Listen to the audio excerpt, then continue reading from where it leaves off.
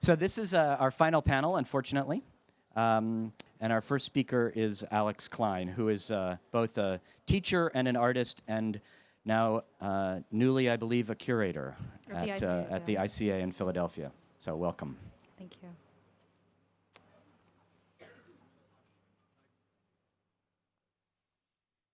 All right, well, first off, I just want to sincerely thank Maya Hoffman and Tom Eccles and Teardad and Tom and Johanna and Absentia.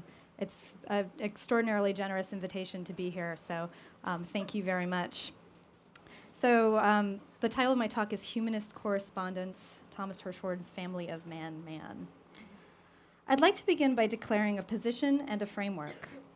First, I want to clarify that I'm speaking today as an artist and not as a philosopher or art historian. And I mean this not as a disclaimer of methodology, which is admittedly very associative, but as someone who's interested in materiality of ideas and discursive registers, and also as a position that I hope will resonate with the primary subject of my talk. Second, because as we know, there are many different humanisms to which we might refer, for the purposes of this talk, I take inspiration from a model of humanist correspondence as it emerged during the Renaissance, when the rediscovery of the classical past and the invention of the printing press gave rise to a scholastic culture of rhetorical innovation and epistolary exchange. In this sense, my talk is organized within the framework of humanism before it was defined as such. Specifically, I want to suggest that the central role played by dialogue, oration, friendship, and the production and dissemination of printed matter in the nascent proto-modern public sphere of Erasmus, Petrarch, and Thomas More can be a useful backdrop in imagining how a universal gesture might operate in our contemporary landscape, and also to begin to rethink a form of humanism, particularly with respect to photography. Historian Anthony Grafton has described the early modern humanist republic of letters as a kind of egalitarian nation of scholars and literati, in which knowledge and proficiency in Latin, Greek, Hebrew, and Arabic eclipse societal hierarchies of class, nation, and even gender. In this imaginary borderless state, we find individuals, letters, books, and images in constant motion. In addition to the importance of the scholastic traveler and circulation of printed information, as Tony Davies has observed, quote, friendship, rather than allegiance to a shared ideological or intellectual program, remains then and later the ideal humanist relationship, finding its model in the private letters of Cicero and its practical embodiment in the argumentative hospitality of the sodality. Yet, for early humanists, this notion of, quote, friendship is ideally formed through texts rather than bodies. As Grafton notes, for Erasmus, the scholar must school himself or herself to write over and over again, professing friendship and concern to critics as well as supporters, to enemies as well as friends. This kind of textual exuberance is best exemplified by something like Erasmus's Copia, Foundations of the Abundant Style from 1512, in which he instructs his readers in the proper modes of a highly formalized discourse, offering, for example, yes, I've got a lot to get through. Offering, for example, multiple ways of saying thank you for your letter. It is precisely with this idea of humanist correspondence, and particularly its material dimensions in mind, that I will frame the examples that follow. The first piece of correspondence that I want to consider is not a letter per se, but the introduction to the exhibition catalog for the Family of Man, organized by Edward Steichen at the Museum of Modern Art in New York in 1955. So I guess we've kind of come full circle. And this is going to be the only image I show from the Family of Man installation, so please keep it in mind. In this text, which includes a realistic reproduction of Steichen's signature, as if the book had arrived personalized to the reader, he explains, quote, the exhibition, now permanently presented on the pages of this book, demonstrates that the art of photography is a dynamic process of giving form to ideas and of explaining man to man. It was conceived as a mirror of the universal elements and emotions in the everydayness of life. as a mirror of the essential oneness of mankind throughout the world, end quote. Although this kind of sentimental humanism might sound naive, if not a little saccharine from our current perspective, I want to take a step back from some of the rehearsed criticisms of the exhibition to begin to reflect on how the exhibition was originally encountered, both in the space of MoMA and perhaps even more so in the pages of its widely reproduced catalog, which is still found in bookstores today. And I'll do this by way of starting with a personal anecdote. This is a photograph of a section of a wall in my parents' living room. And you'll see two photographs that are famously included in The Family of Man. The top one is by Gotthold Schuh, and it's Boy Playing Java from 1938. And on the bottom right is Muslim women praying as they face the rising sun, Kashmir, 1948. And not pictured above it is a photograph that my dad had taken as an amateur photographer in the 60s. I'll leave that there. In the early 1960s, my father struck up a correspondence with photographers such as Henri Cartier-Bresson, Gotthold Schuh, and Paul Strand, in the hopes of attaining prints of some of his favorite photographs from The Family of Man. Born to communist Russian garment workers, my father was raised in the Bronx in the United Workers Cooperative Housing, otherwise known as the Coops. While attending City College, he would escape his studies in engineering on the weekends and go to MoMA to catch a movie or check out the latest exhibition. Although he remembers seeing the blow-ups in the 1955 presentation of the Family of Man exhibition, it was not until a few years later, when he had moved to the village and become an amateur photographer and member of the Village Camera Club, that he returned to the exhibition catalog and began writing letters in the hopes of eventually hanging some of his favorite pictures on his wall.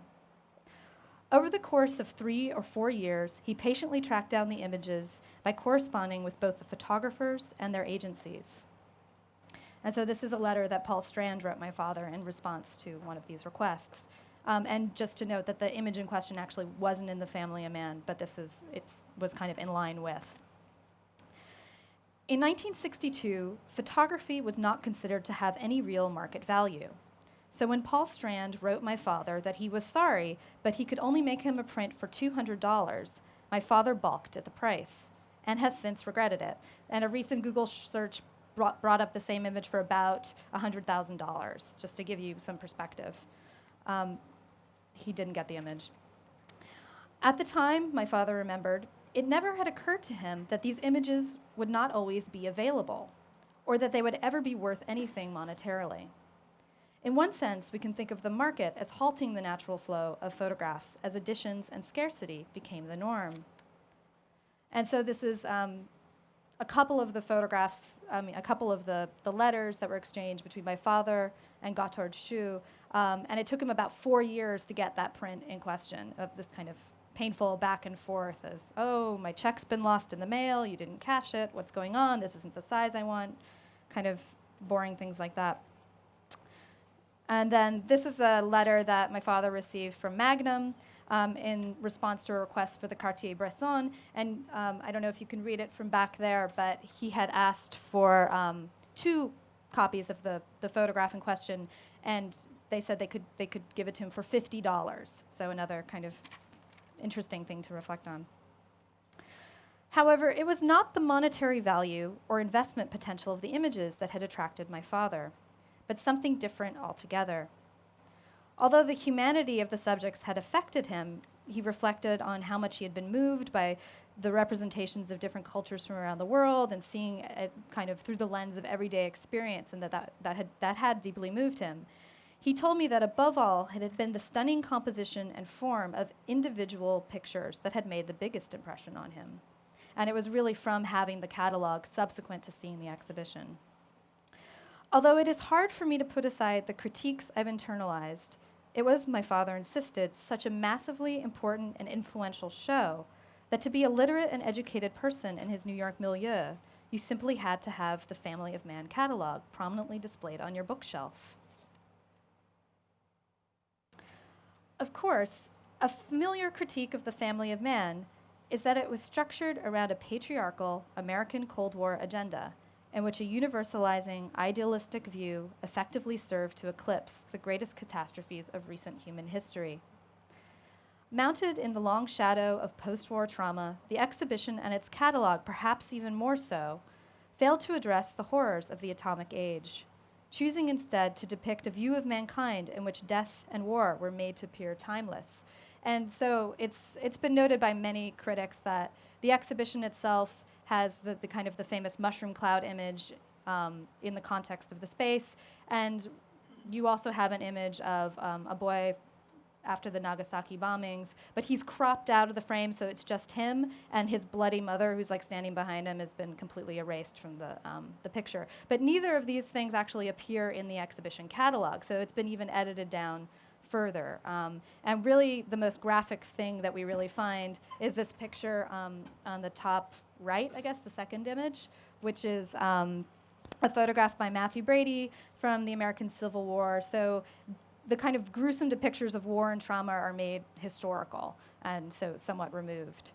And so this is accompanied by a quote, "As the generation of leaves, so is that of men." So, obviously another difference with the exhibition.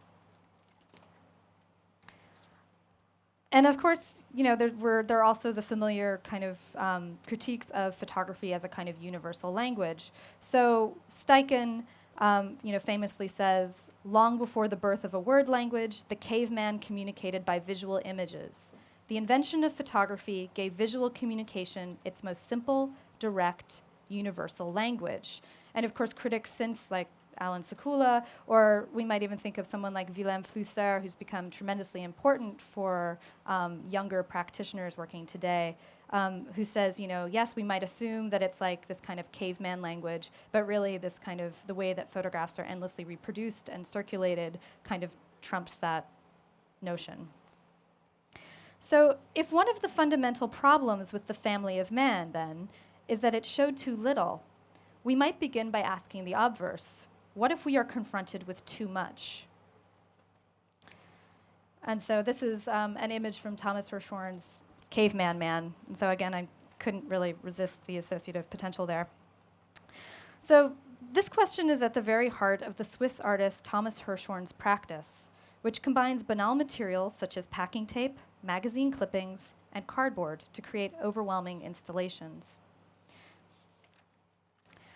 There's an obvious correlation here in terms of a spatialization of photographic and printed materials that owes a debt to the modernist avant-gardes. And this one doesn't have a lot of the photographs in it, but this installation did have kind of cut-up magazine clippings, etc.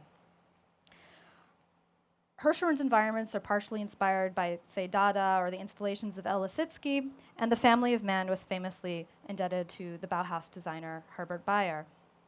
Still, one wonders what Steichen would have made of something like this.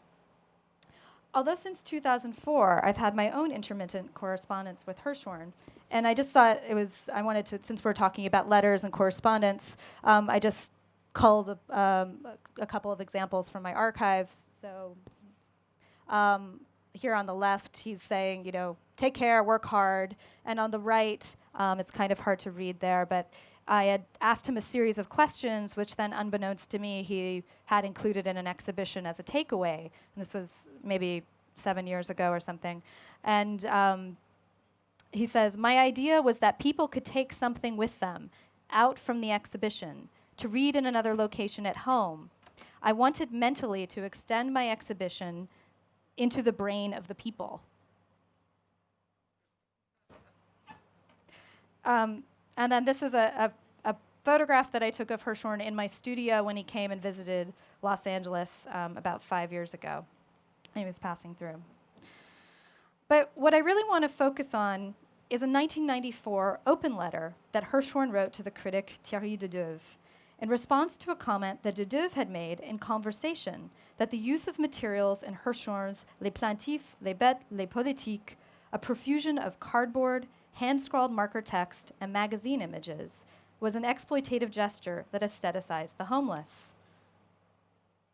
And so I'm just going to show a few of these up on the right, just this kind of idea of I love Joseph Beuys, I love Andy Warhol, I love Kurt Schwitters. And then this one, this idea of thanks, which I just want to kind of keep as a background. So merci, merci, merci. Although Hirschhorn had not intended this effect of a kind of an aestheticized kind of gesture of those less fortunate, he was indeed interested in the urgency that such signs express, whether produced by protesters, beggars, or graffiti writers. It was not the aestheticization of marginalized figures that he was after, he argued, but the energy that these forms carry. Thus, Hirschhorn defended his work to de Duve by declaring himself a formalist, subsequently expanding on this remark in an open letter addressed to de Duve, which he republished in his Phaidon monograph. Although formalism, hinged to modernism, is of course also another kind of dangerous universal. For Hirschhorn to be a formalist is a political position. He writes, quote, "It's the will to refuse to say that a work is political, because I don't believe in works that are self-sufficient in terms of their very content, and that reject formal experimentation. If, then, I want my work, which I hope is done politically, to get to grips with things, to have an effect, perhaps even work as a provocation, then it must be pure form," end quote. He goes on to say, quote, "Even if I say I'm a formalist, however, my work in the broadest sense has at its core the human condition. Excuse me for this platitude." Thus, for Hirschhorn, the tension between form and content is ultimately rooted in its address to a universal humanity. And so I just want to put up another spread from the Family of Man catalog. So here it says, "We shall be one person." And then just a kind of a detail from the Caveman Man, "One man equals one man." However similar this phraseology might appear to Steichen, unlike the Family of Man, Hirschhorn presents a view of humanity at its limits. For Hirschhorn, an artist can create utopia, but it is necessarily based on disagreement with the predominant and pre-existing consensus. Hirschhorn never sent his letter directly to de Duve, nor, de Duve told me, does he remember too many of the details surrounding his original remark to Hirschhorn. Although de Duve did not reply to Hirschhorn per se, his essay Art in the Face of Radical Evil, written between 1997 and 2008, might be read as the next response to Hirschhorn's initial salvo. If de Duve took issue with Hirschhorn's appropriation of the form of language in extremis, what would it mean to image the unimaginable? Focusing on the 1997 Photography Festival here in Arles, de Duve examined an installation of photographs reprinted from an archive of negatives from Khmer Rouge photographer who had meticulously cataloged the prisoners at the S-21 extermination camp. Several of these images were subsequently purchased by MoMA, so here's just a few of them. When confronted with these individual portraits, de Duve observes that we are in effect looking directly into the face of genocide, the worst crime against humanity. As a result, for de Duve, it is imperative to lay claim to these photographs as art, not, however, because of their aesthetic Avedon-like conventions or because the photographer is an artist, and he clarifies that is a representative of universal humanity, but because the artwork's universal mode of address to all of us is essential in order to restore the people in the photographs to their full humanity. Returning to a consideration of Hirschhorn, we are again faced with two sides of the same coin. If for de Duve the question of humanity is directly posed to the viewer of an artwork, for Hirschhorn it is the responsibility of the artist to declare his or her position, to work through form not from the standpoint of representation, but as a kind of material. This question is perhaps put to its most extreme test in Hirschhorn's 2006 exhibition at the Barbara Gladstone Gallery, Superficial Engagement, in which graphic photographs of wounded and dismembered bodies were juxtaposed with mystical abstractions by the healer and artist Emma Kunst.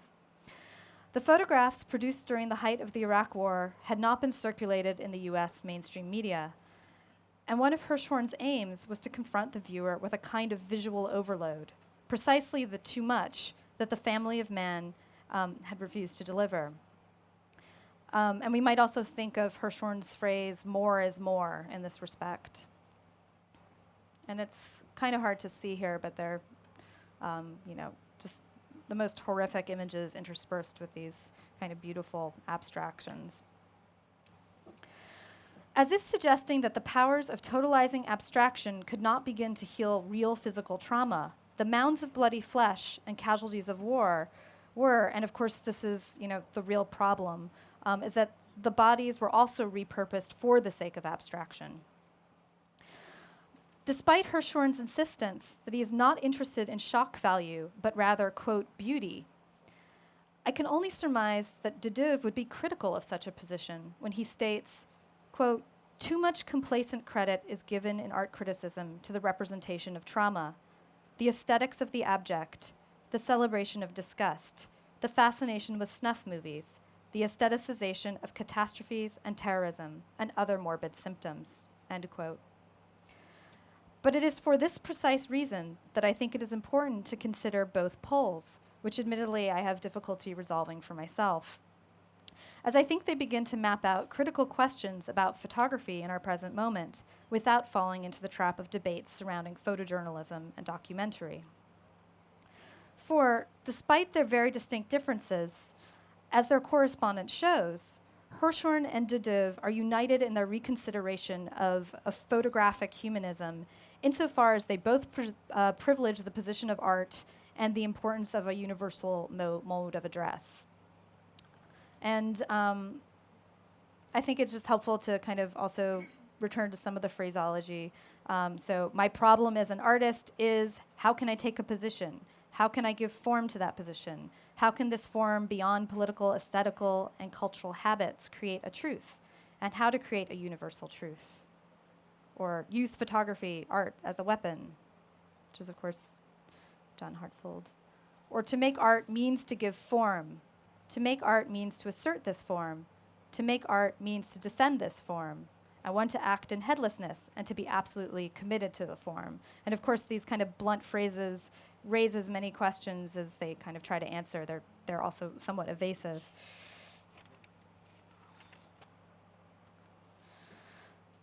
By thinking through these questions of form and address, I also mean to step away from old debates surrounding photography as a kind of universal language. For de Duve, only a viewer can decide whether a work has a common sentiment. It was the individual gaze of the prisoners that ultimately affected him. But we can't always be sure that our subjects will be so fully intact or comply with Barth's theorizations.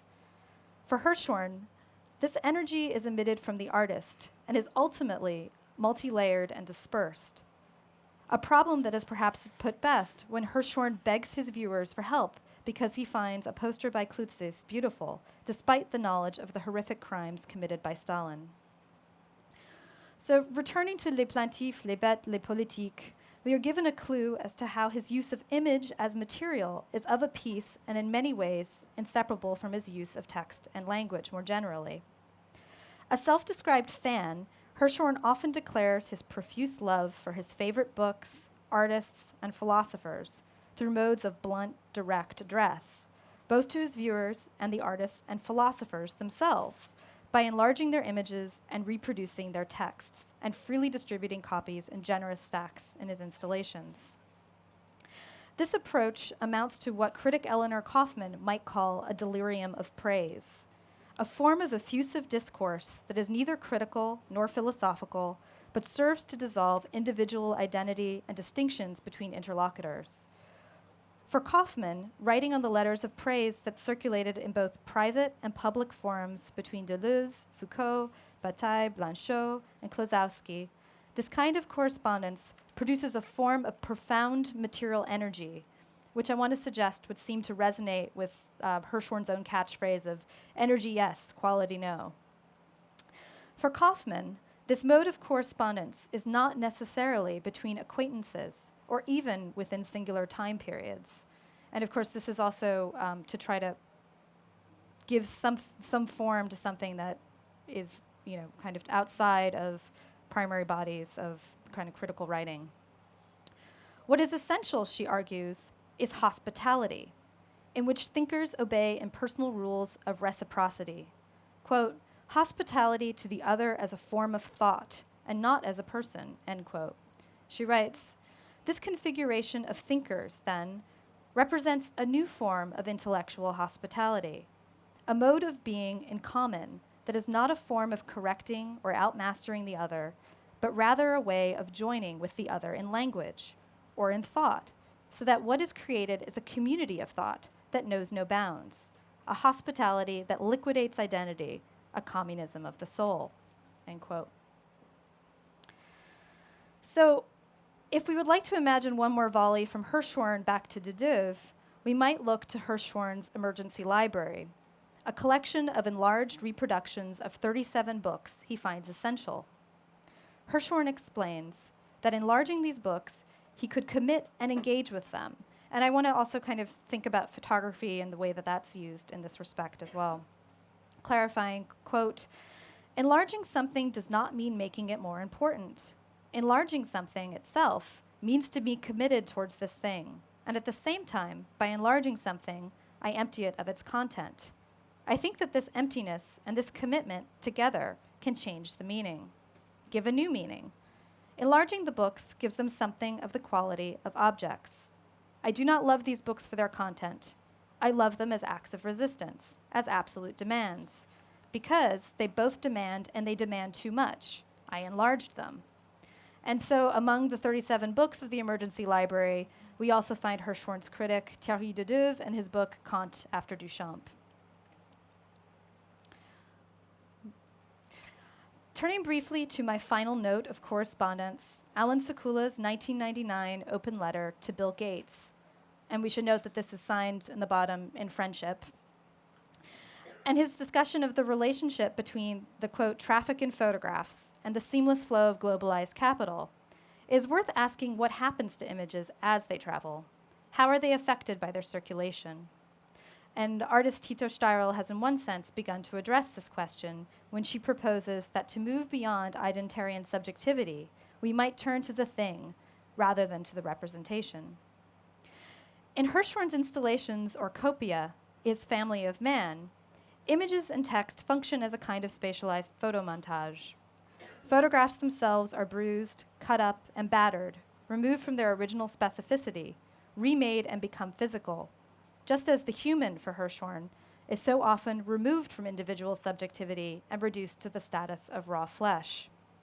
It is this journey of images, a consideration of their material form and their insistent redistribution, I want to suggest, in which their humanist potential most clearly resides, but not because it is permissible to incorporate the dead in one's artwork without their permission, or to substitute humans for material, but that through this physical formation in the present, we might think of this correspondence as constitutive of a mode of address rooted in a spirit of contentious friendship rather than splintered critique.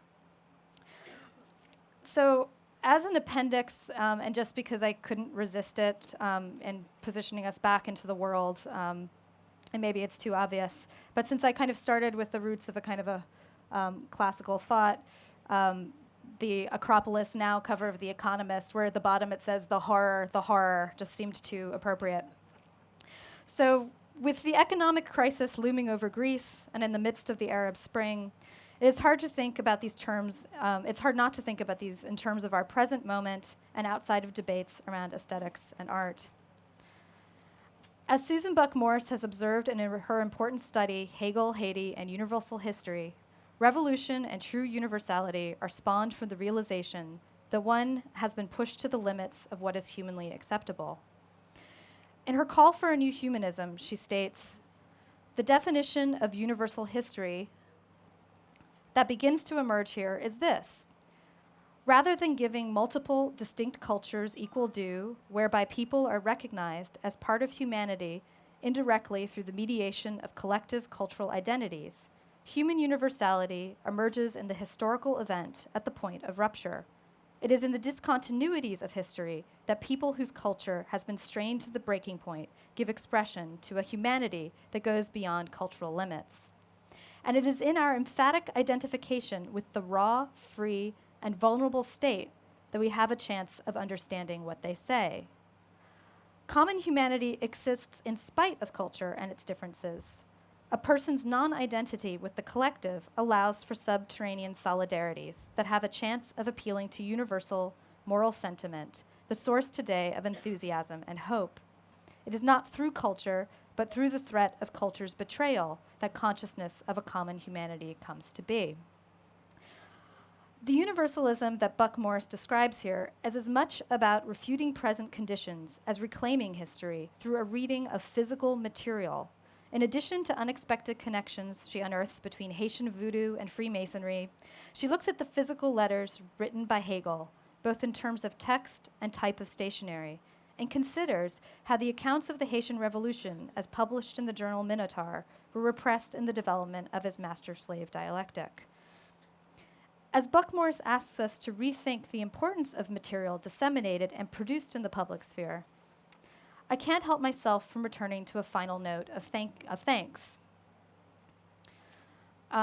So while it's perhaps debatable the extent to which social media played in the recent uprisings in Tunisia, in the popular imagination at least, we partially have Facebook to thank. At a moment when the government's oppression was at its most violent and brutal, Facebook was one of the few places where people could share photographs and videos of injured and murdered demonstrators. With the circulation of this material, the Tunisian people succeeded in reclaiming power, spurred on by images of humanity at its limits. Thank you.